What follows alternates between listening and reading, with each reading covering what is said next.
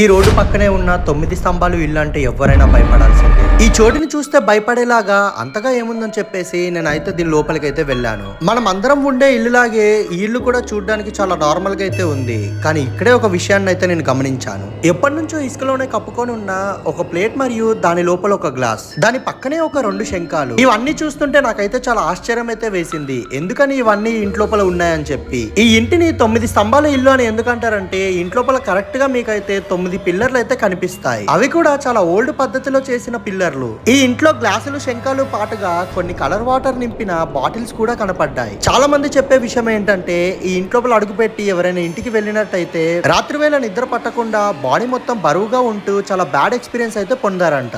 ఎందుకంటే దీని పక్కనే శ్మశానం ఉందని చాలా మంది అయితే చెప్పారు. ఎంట్రన్స్ లోనే మీరు ఒక కుండని కూడా అబ్జర్వ్ చేయొచ్చు.